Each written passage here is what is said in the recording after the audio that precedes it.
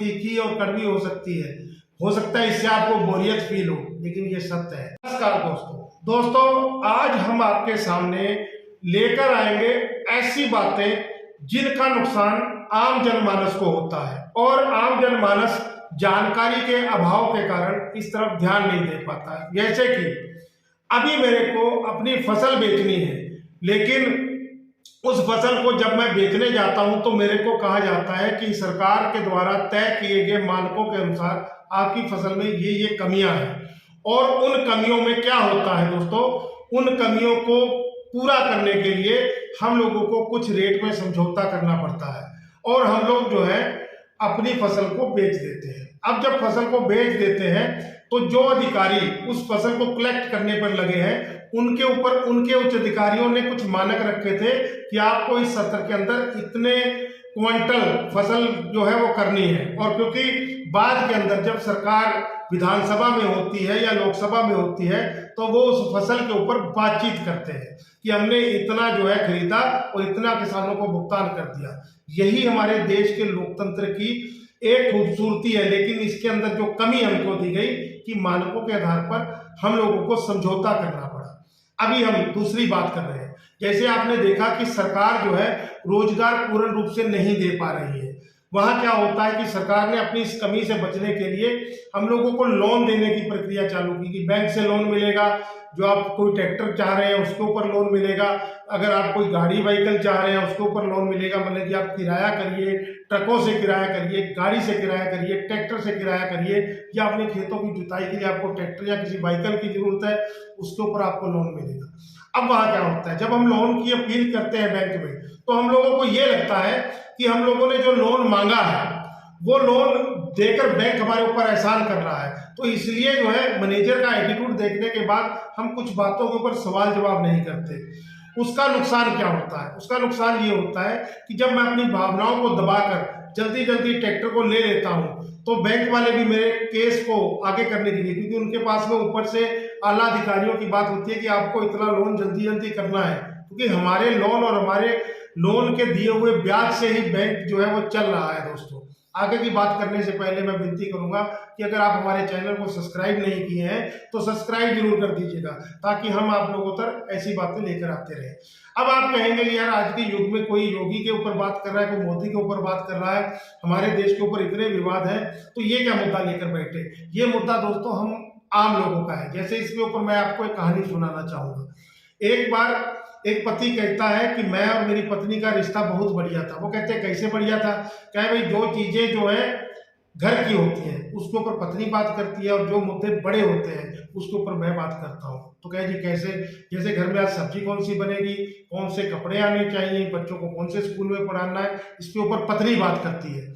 और कैसे कि अमेरिका और ब्रिटेन का आपस में समझौता सही ढंग से हुआ कि नहीं हुआ, इसके ऊपर मैं बात करता हूँ। तो दोस्तों, हम बात जो कर रहे हैं हम आपकी जरूरतों की बात कर रहे हैं। जो छोटी छोटी कमियों के कारण हम लोगों को नुकसान होता है और हमारी सही ढंग से जिम्मेदारियां ना निभाने के कारण सरकार को नुकसान होता है। जैसे मैंने लोन के ऊपर ट्रैक्टर लिया और लोन पे ट्रैक्टर लेने के बाद में मैंने उसको रजिस्टर्ड नहीं कराया आरटीओ अथॉरिटी में, और बैंक ने लोन देने के बाद में डीलरशिप ने अपना ट्रैक्टर बेचने के बाद में इस जिम्मेदारी को किसी ने नहीं निभाया।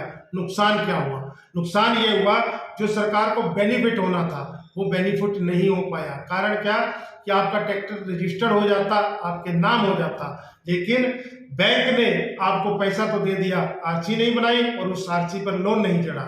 उसका लोन नहीं चढ़ने के बाद में क्या हुआ, अखीर के अंदर कई बार व्यक्ति से किस्तें टूट जाती हैं। बैंक ट्रैक्टर को पकड़ के ले गया, पकड़ के लेने के बाद में जब ट्रैक्टर को आगे सेल किया तो उसके कागज जो है बैंक नहीं दे पाएगा। क्यों नहीं दे पाएगा, क्योंकि ना तो मैं लीगल मालिक हूं, ना बैंक लीगल मालिक है, और ना ही आगे खरीदने वाला लीगल मालिक है, और ना ही डीलरशिप जो है वो उसके लिए कुछ करती है, क्योंकि उन्होंने तो अपने जी का जंजाल हटा दिया ना।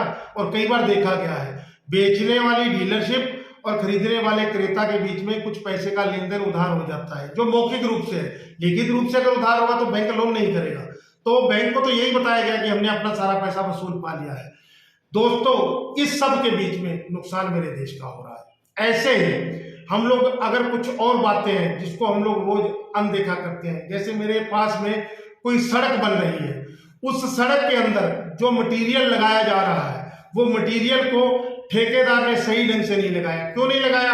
क्योंकि उस ठेकेदार ने अपने उच्च अधिकारियों को जो रिश्वत का पैसा देना है, अब वो अपनी जेब से थोड़ी देगा, वो सड़क में अपने लिए भी तो कुछ बनाएगा और उन अधिकारियों का भी पेट भरेगा और सड़क भी बनाएगा।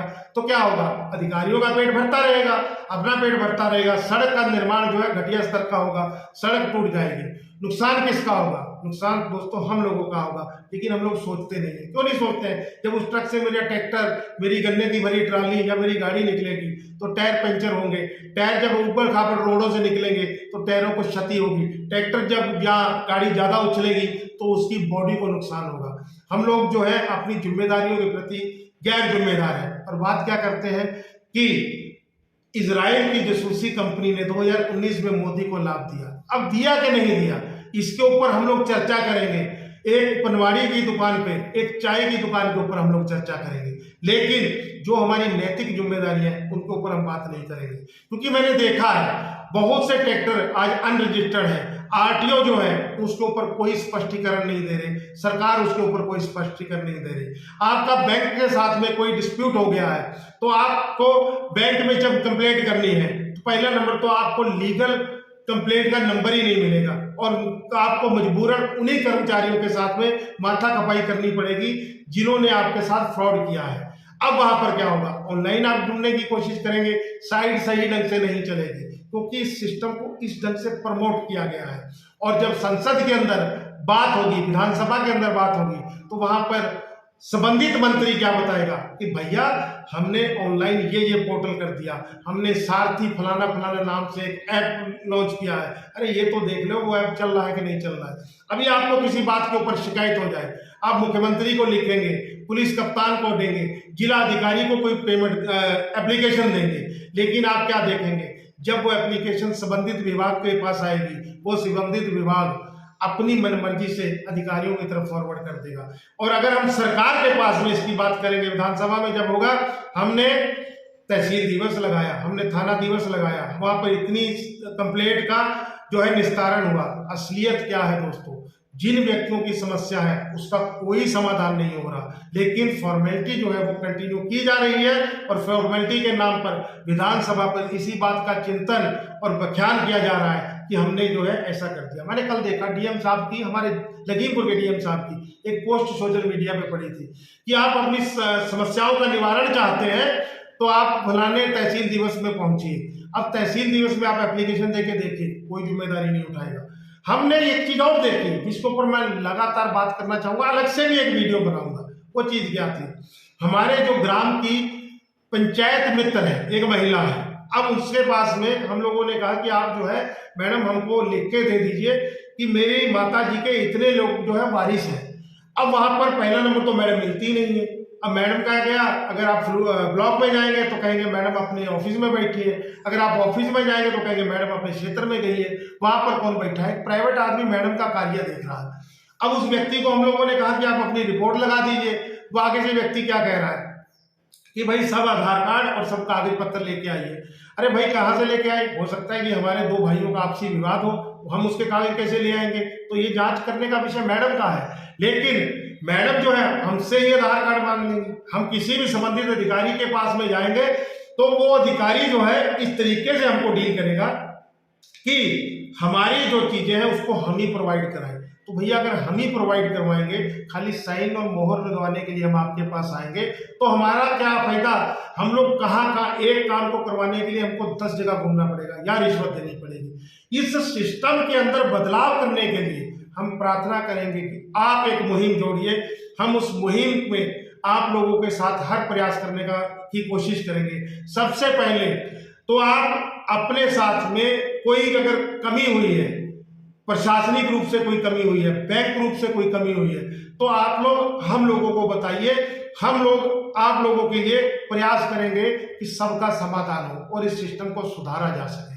विनती है आपसे कि अगर आप हम लोगों को कोऑपरेट करें और हम लोगों का साथ दें तो हम लोग इस सिस्टम को बदलने का प्रयास करेंगे।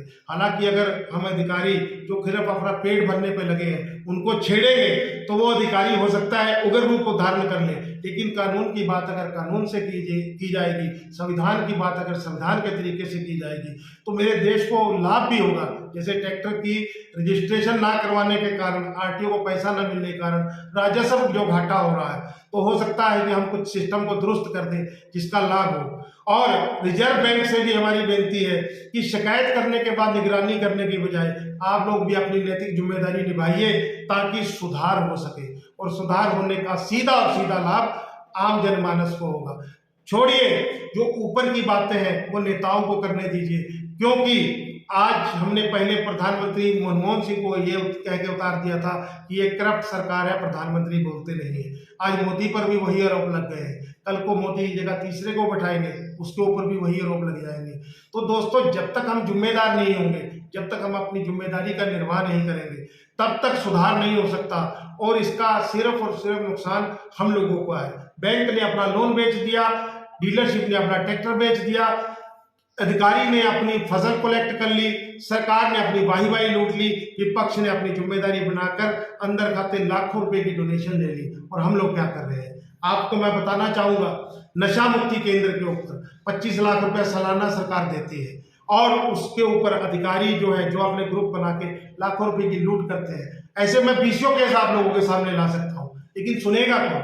अभी हमने एक दिन बात की राज्य के मेन अधिकारी के साथ में, नशा उन्मूलन के, उन्होंने कहा हाँ मैं जानता हूँ फलाना अधिकारी करप्ट है, और इस बात को कहने के बाद में वो अधिकारी आज भी उस विभाग के बहुत से काम कर रहा है। तो ये चीजें मैं आप लोगों के सामने किस लिए ला रहा हूँ? ये इसलिए ला रहा हूँ, कमी उस अधिकारी की नहीं है, कमी हमारे प्रशासन और सिस्टम की नहीं है, कमी हमारी है कि हम लोग जिम्मेदार नहीं है। हम लोग रील के अंदर डांस तो कर लेंगे, हम लोग गाना तो गा लेंगे, हम लोग जो है फर्जी चुटकुले तो बना लेंगे, लेकिन अपने आने वाले भविष्य को सुरक्षित हम लोग नहीं करेंगे, क्योंकि हम लोग गैर जिम्मेदार हैं। तो दोस्तों, हम लोगों को जिम्मेदार बनना पड़ेगा अगर मेरे देश के भविष्य को संवारना है। तो यही मैं अपनी बात को मैं खत्म करता हूँ। मेरी बात थोड़ी तीखी और कड़वी हो सकती है, हो सकता है इससे आपको बोरियत फील हो, लेकिन ये सत्य है। जय हिंद दोस्तों, धन्यवाद।